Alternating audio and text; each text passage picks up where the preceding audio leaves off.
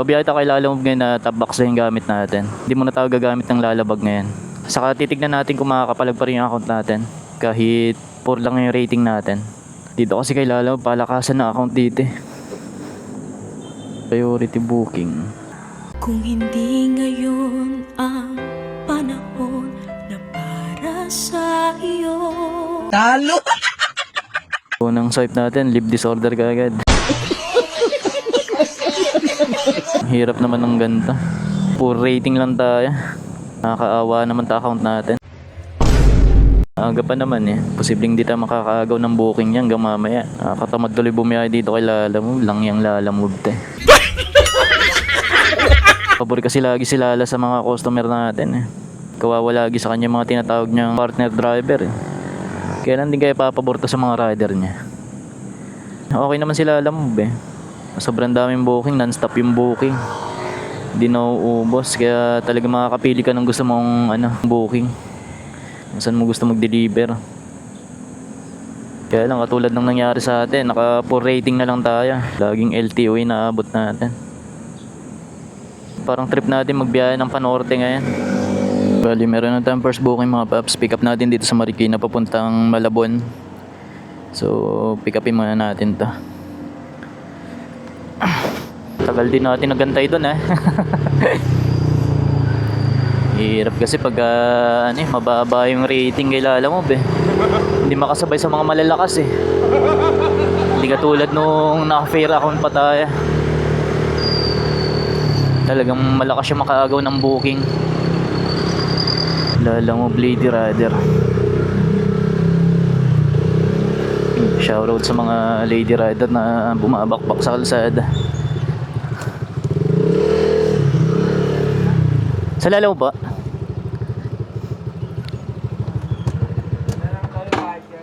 Doon na yung bayad? Oo. Sige, kasya naman yan. Pwede bang to? Pwede bang itupi? Pwede po. Kasya. Kayo ba yung nag-book sa'yo? Siya. Doon na din. Okay na po. Bayad na yun sa akin. Doon na lang daw po. Doon na yung shipping fee. Okay. Thank you po. Thank you. So, ayun, na-pick up na natin. Bag pala ipapadala sa atin ni Bossing. Kukuhaan pa natin nakasabay itong mga paps.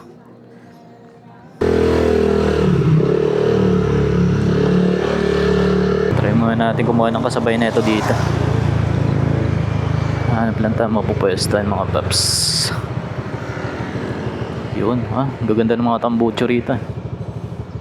Malabon, abono, 300 documents, baka scam pa yan.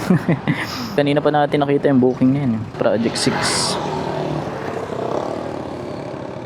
Kuha na rin siguro to para mabilis natin siya maana. Regular booking, saan makuha natin?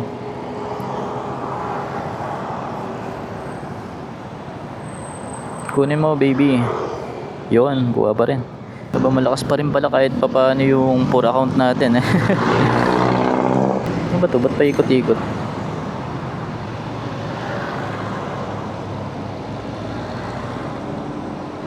Layo pala ng ikot na ito.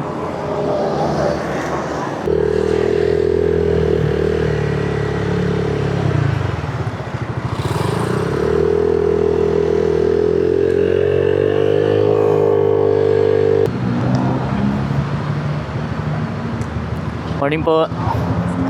Sir, thank you.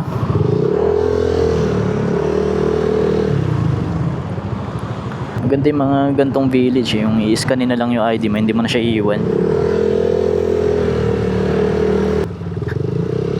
Cambridge. Ito na ba yun yan? Ito.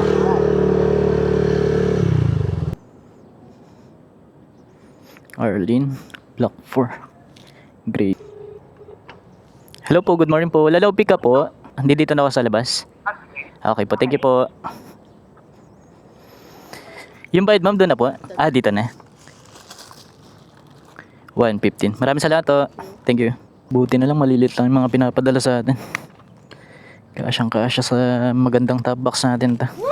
Pares regular booking nga pala itong dala-dala natin. Ang mga drop off natin, Project 6 saka Malabon.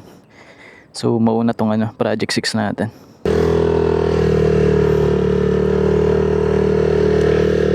Ganda na nakuha natin 2 booking ngayong araw ah. Ito yung first to booking natin. Parehas silang regular booking kaya pwede pa natin dapat sa benta. Alam, pagka 3 booking na kasing dala natin, stress na yun mga paps. Lalo di pa naman tawag ganun ka veterano dito kay Lala mo. Sa ngayon kasi hanggang 2 booking pa lang kaya natin kunin eh. Para hindi tawag ganong stress.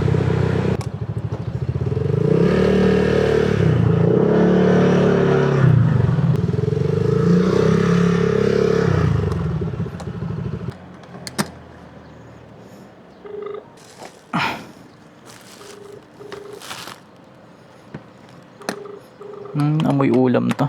Init-init eh. Hello po, magandang umaga po. Lalaw delivery po. Sukali lang. Apo. Gray gate po kayo ma'am, no? Tama?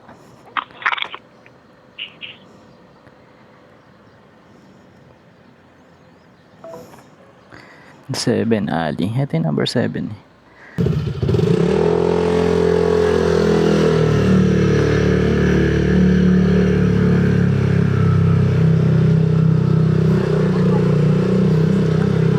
Sensya na po, doon pala sa kabila na punta. Maraming salamat ah. Thank you po. Na-drop na natin yung project 6 natin. So, meron pa tayo isang i-deliver yung Malabon natin. Ito.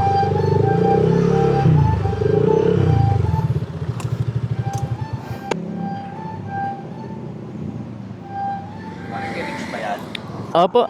Kay Richard Ramirez pa ako.